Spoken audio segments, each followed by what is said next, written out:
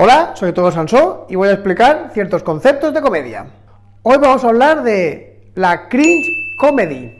Antes de explicar qué es la cringe comedy, voy a hablar de un libro que es muy conocido en el mundo de la comedia y creo que cualquier persona que se haya iniciado mínimamente en el mundo de la comedia, pues ha oído hablar de él o incluso ha leído, que es Cómo el que está en una comedia. En inglés se llama Comedy Toolbox, que tiene un primer capítulo que es muy bueno, que se llama La comedia es verdad y es dolor. ¿Qué quiere decir con que la comedia es verdad? Pues la comedia es verdad en que si sabemos que lo que nos están contando es verdad, nos hace mucha más gracia. Si un amigo tuyo te cuenta una anécdota que ha vivido, te hace gracia porque sabes que es verdad, porque lo que te está contando sabes que lo ha vivido. Si él te dijera, me acabo de inventar esta historia, perdería muchísima comicidad esa anécdota. Y gran parte el stand-up basa su comicidad en eso, en que el cómico nos hace creer que lo que está contando, lo que nos está contando, lo ha vivido. Vale, dicho esto, ¿qué es la cringe comedy? La cringe comedy es una comedia que basa su comicidad en crear situaciones incómodas. Es una comicidad que se basa sobre todo en lo que es la vergüenza ajena. Lo que hace el cómico es crear situaciones que socialmente son muy embarazosas y todas las personas involucradas en esa situación están muy incómodas o muy desconcertadas.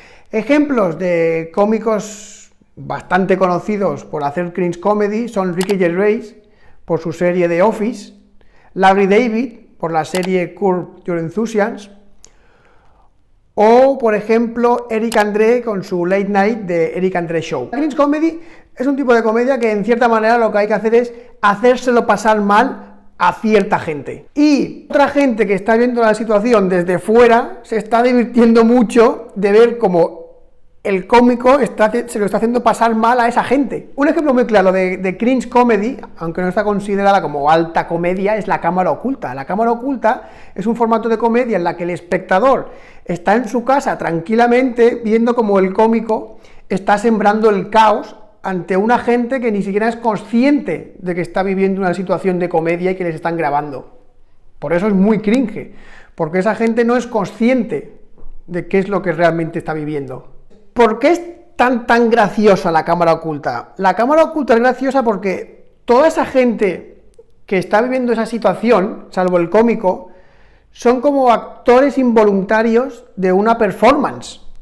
Entonces, claro, su reacción, ¿qué es lo que contiene? Su reacción contiene verdad.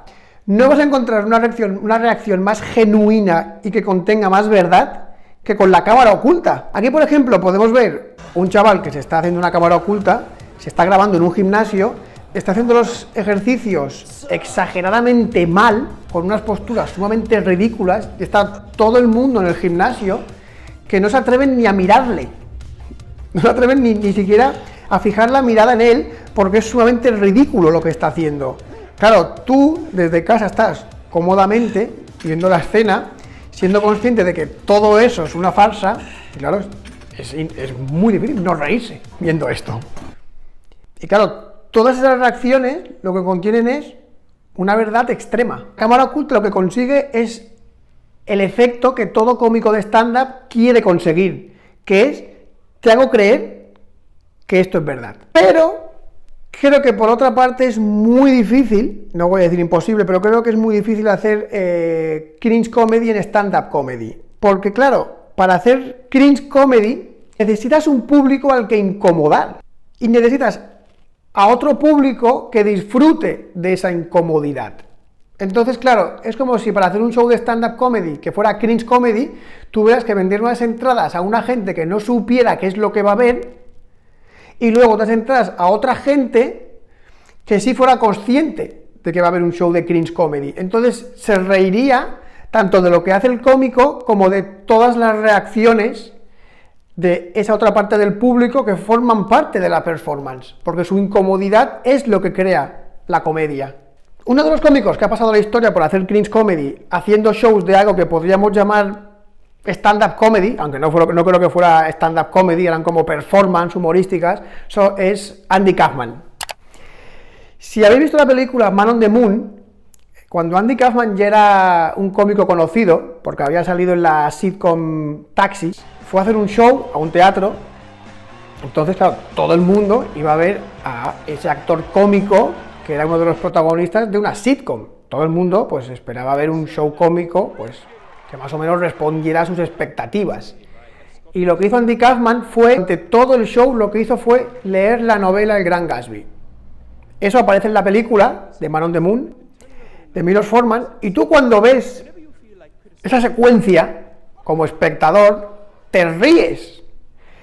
Pero tú te ríes porque ya estás viendo desde la comodidad de que sabes que estás viendo cringe comedy. Toda esa gente que fue a ver a Andy Kaufman, y Andy Kaufman se puso a leer El Gran Gatsby, acabó muy enfadado con esa función, la gente se iba, la gente estaba muy indignada con Andy Kaufman. También Andy Kaufman tiene otro número muy conocido en el Late Night de Letterman, en el que él apareció para hacer su rutina de stand-up, como era típico en el show de Letterman, que salieran cómicos a contar sus 5 minutos de stand-up comedy, y él lo que hizo fue salir ahí y contar que la vida le iba muy mal, que estaba muy mal económicamente, y que por favor a ver si el público conseguía darle, a ver si el público le daba algo de dinero, le daban una limosna. Entonces lo que lo que hizo fue ir entre el público, creo que con una gorra, pidiendo dinero, y entonces salió uno de los seguratas del programa y se lo tuvo que llevar. No, la verdad es que no sé cuánto hay de verdad y cuánto hay de mentira en esta performance, pero el público quedó también muy desconcertado. There we go. Esto nos lleva a otro tema, y es que la cringe comedy exige que el cómico rompa por completo las expectativas del público. Si tú vas a ver un cómico de cringe comedy, ese cómico tiene que tener un nivel de predecibilidad nulo para que saque la risa. Y eso hace, por ejemplo, que Andy Kaufman tuviera que estar todo el tiempo como subiendo el nivel de desconcierto y de locura para que el público no tuviera la más remota idea de qué es lo que iba a ver en su show. Hasta el punto de que Andy Kaufman acabó haciendo shows en los que él hacía lucha libre contra mujeres. Incluso se tuvo que inventar todo un personaje, Tony Clifton, y la gente no estaba segura de si era Andy Kaufman o no era Andy Kaufman.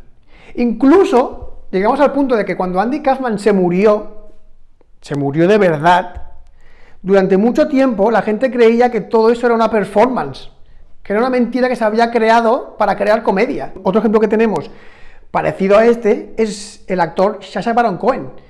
Sacha Baron Cohen tiene que estar constantemente creando personajes diferentes para poder trolear a la gente a la que quiere trolear. Tiene que totalmente disfrazarse para que nadie sepa qué es él, para conseguir lo que él quiere conseguir. Y eso lo podemos enlazar con el humor troll. Por ejemplo, hace poco David Suárez hizo un vídeo en el que troleaba a un facha en internet. En cierta manera, eso no deja de ser también una cámara oculta, solo que nos lo cuenta el cómico en diferido, porque no tenía la cámara para grabarlo, pero responde a la misma estructura o la misma lógica cómica, que es coger a una persona que no es consciente de que la están utilizando para una broma. Entonces, también creas esa situación incómoda de ver cómo el cómico está troleando, le está tomando el pelo. Cada vez que David Suárez le daba una respuesta, tú pensabas, no, Dios, se va a liar parda. O sea, esa sensación de se va a liar parda, de ahí sale la comedia. Todo esto me lleva a los dos primeros ejemplos que he citado de cringe comedy, que eran Ricky Gervais con The Office, que luego hicieron la versión americana con Steve Carell, y Larry David. Me parece muy interesante que las dos series, que quizás sean dos de las series más importantes de cringe comedy, y sin duda creo que son las dos más famosas, las dos están grabadas, una de Office como si fuera un documental, y la otra está grabada con una estética como de reality show, y precisamente es para conseguir como esa sensación que consigue la cámara oculta de una verdad muy de verdad, una verdad muy genuina, una verdad muy de que cuando Ricky Gervais o Steve Carell están haciendo algo muy vergonzoso, nos creamos mucho la reacción nos creamos mucho la incomodidad de los personajes que le rodean. También, en menor medida, en la serie Fleabag, cada vez que la actriz mira a cámara, está buscando un poco ese efecto en el público. Esa sensación como de, ¿y esta gente qué? En España, por ejemplo, tenemos a Ignatius Farray, que durante muchos años, no sé si sigue haciéndolo, acababa los espectáculos pidiendo a alguien del público que saliera voluntario para que él, Ignatius, le chupara los pezones al espectador. Eso, supongo que cuando empezó a hacerlo, debía de generar un desconcierto muy grande y una gran incomodidad en buena parte del público. Seguramente le costaría un montón encontrar voluntarios, sobre todo en muchísimos shows. En cambio, Ignatius Farray eso ya lo convirtió en un ritual, hasta el punto de que yo he visto shows de Ignatius en los que se forma una cola de chavales para que Ignatius les chupe el pezón. O sea, ¿hasta qué punto eso sigue siendo cringe comedy? Cuando todo el mundo está esperando eso y casi se convierte como en una fiesta para todo el público ese momento. También tenemos, por ejemplo, a Vengamonjas, que hacen un show que se llama La Suiza, en el que Xavi Daura, que es uno de los miembros de Vengamonjas, sale disfrazado de Mark Simpson, se pone a cuatro patas en el show y grita pidiendo que alguien del público le dé por culo. Entonces, yo este show no lo vi, que hace 4 o 5 años, cuando Vengamonjas no eran tan conocidos, mucha gente iba a su show, no sabía lo que iba a ver, y cuando se producía este momento, pues se creaba el desconcierto más absoluto entre el público. O sea, el público se miraba entre sí en plan, ¿qué cojones es esto? Evidentemente los que conocían a Vengamonjas y eran fan de ellos se partían de la risa, pero era muy cringe en ese momento.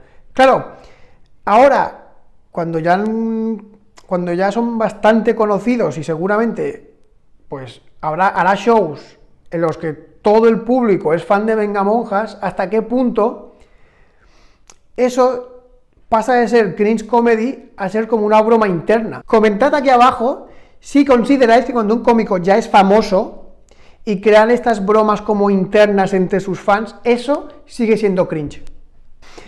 Insisto en que yo creo que el stand-up comedy es un formato que no se presta para el cringe comedy. De hecho, tanto Ricky Gervais como Larry David, que son conocidos por su cringe comedy, cuando hacen stand-up comedy no es cringe. Tú si ves cualquier especial de Ricky Gervais, por ejemplo, el último que hizo para Netflix, Humanity, no tiene para nada esa sensación de incomodidad o de desconcierto. Es stand-up que puede ser más o menos políticamente incorrecto, pero no es cringe. Si estáis interesados en hacer cringe comedy, tenéis que tener en cuenta que os vais a reír mucho más luego cuando comentéis a vuestros amigos qué es lo que ha pasado en vuestros shows que durante el show. O sea, si hacéis cringe comedy, mentalizaos de que muchísimos shows van a ser indignación y desconcierto por parte del público. Eso sí, luego cuando lo recordéis os partiréis de la risa.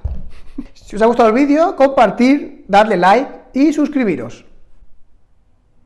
Y seguir haciendo vídeos de comedia. Y seguiré haciendo vídeos de comedia.